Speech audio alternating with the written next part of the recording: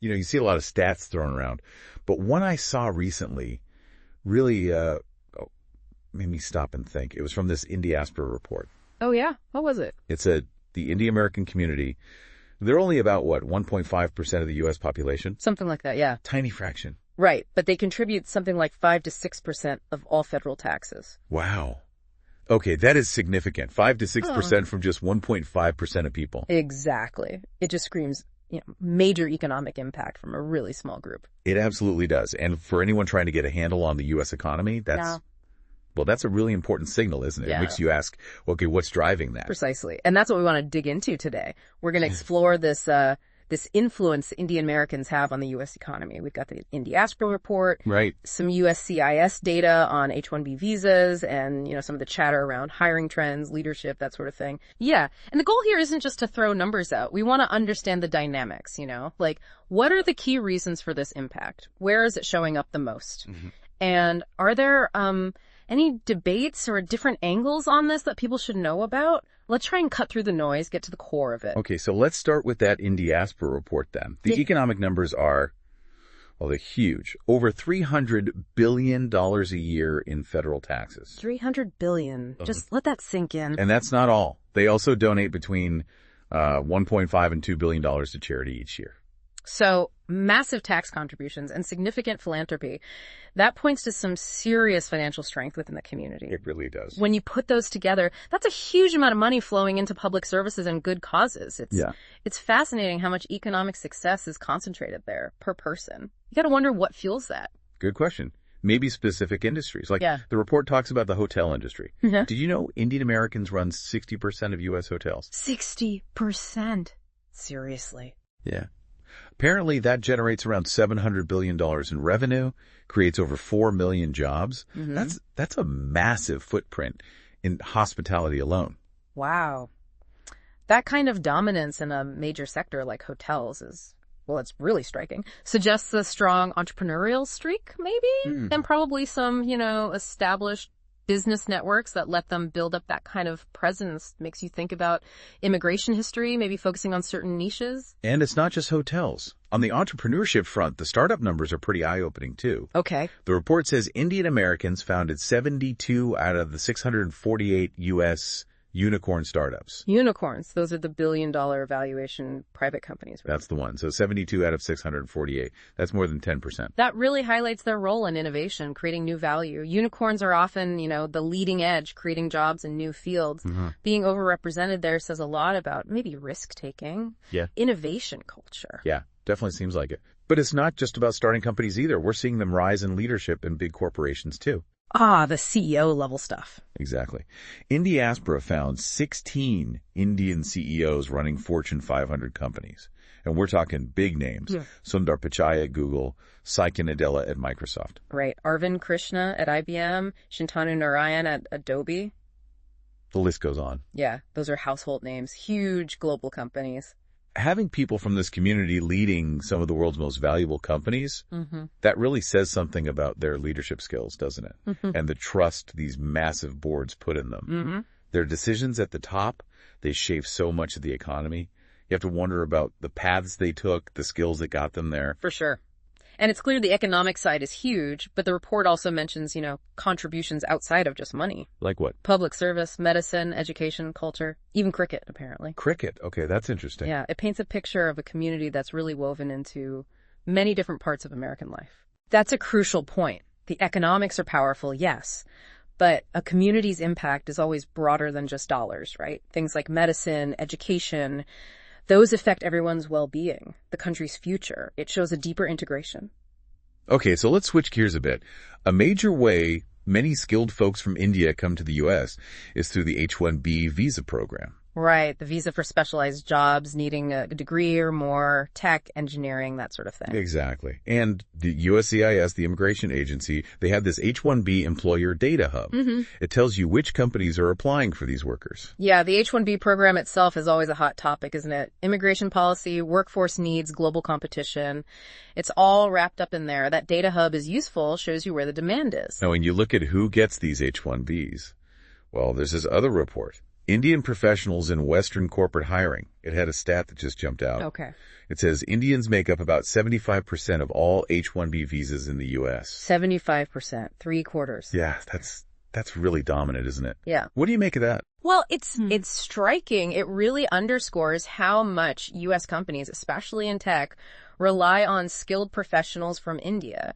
It has implications all over, right? For the people coming here, for the U.S. job market, for debates about growing talent locally. And this report, the Indian professionals one, it kind of goes further. It suggests this isn't just a U.S. thing. Oh. They talk about a wider trend in Indian hiring ways in the West. They're planning to look at the history, the current dominance in hiring, the impact on local jobs, future forecasts. An Indian hiring wave. That's quite a phrase. Yeah, and they're looking at the U.S., the U.K., Canada, Australia, even Germany. Interesting. Looking at it across multiple countries, like that suggests there might be common factors at play. Maybe education systems back in India, global recruitment strategies, something pushing this everywhere. Could be. And they give some stats for those other places too. Like in the UK, apparently Indians are the biggest foreign-born group in high-paying jobs. In Canada, maybe 1 in 5 tech workers is Indian. 1 in 5. Yeah. Wow. It really shows a significant presence in these, knowledge economies. Yeah, those numbers definitely reinforce that idea. Indian professionals filling key skill gaps, driving growth in several Western countries. And you mentioned Canada. They also talk about fast-track immigration policies sometimes, right? So government actions can shape these flows too.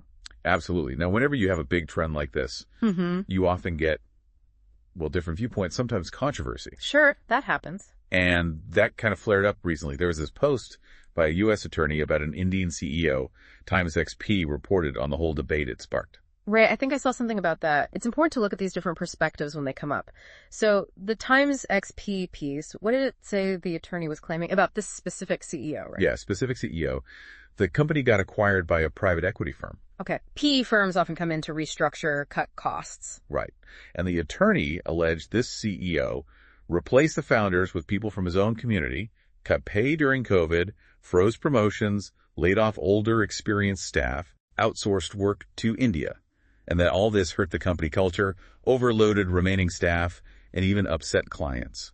Pretty serious claims. Those are serious claims. They touch on really sensitive issues, corporate takeovers, leadership changes, potential discrimination, impact on employees. You can see why that would stir things up. Totally.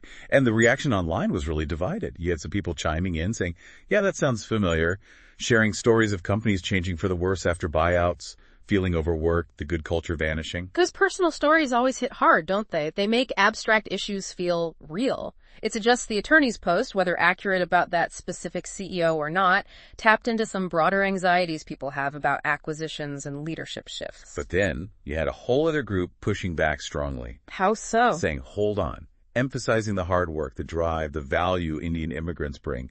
Some accused the attorney of racism. Others brought up the idea that facing challenges growing up in India builds a really strong work ethic that helps them succeed. So bringing in the cultural background, the immigrant experience narrative as a counterpoint. Yeah. That idea of overcoming adversity, building resilience, that's a common theme. Yeah. And one person even shared a story, I think it was about their sister's company, that sounded a lot like the attorney's claims: decline after acquisition, workload up, teams cut. So another anecdote echoing those concerns. It seems like that narrative of negative changes after certain takeovers or leadership styles it's out there. It's something people relate to. It really shows the complexity, doesn't it? You can't just generalize from stories, but they do highlight potential pitfalls or consequences of certain management choices, whatever the leader's background is. And ultimately, this whole discussion, like Times XP pointed out, it goes beyond just this one case. Right. It opens up bigger questions. Yeah, about outsourcing effects, how vital company culture is, how employees get treated under new management, especially when they're focused on cutting costs. Exactly. This specific instance, it just taps into these universal corporate themes. How do you balance profit and efficiency with employee well-being and morale? What's leadership's role in protecting culture during change? Critical stuff for any business. And it's vital for anyone analyzing these trends to be aware of these different, sometimes conflicting viewpoints. We're just reporting what the sources said, of course, not taking sides. Right, absolutely. So let's try and pull this all together. We've definitely seen a clear picture emerge. the Indian American community is a major, multifaceted force in the U.S. economy. No doubt about it. The financial contributions, the entrepreneurship, the leadership, the skilled workforce presence, it's remarkable for a community that's, still under 2% of the population. Yeah, the impact is undeniable. The Indiaspora report really quantifies that economic power. Mm-hmm. And the USCIS data, the Indian Professionals Report, they shed light on the pathways like H-1B and the scale of their role in key sectors, not just here, but in other Western countries too. But, as we just discussed, it's not without complexities. There are ongoing discussions, different perspectives around hiring, leadership styles.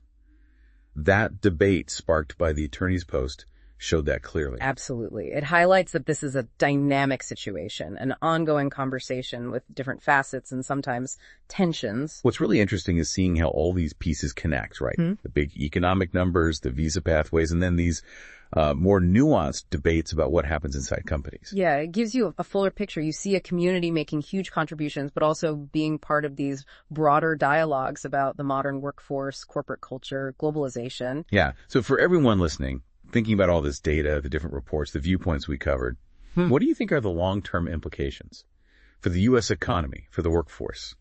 What factors should we really be watching as we consider this mix of economic power, workforce shifts, and, cultural dynamics? Yeah. Definitely gives you something to chew on.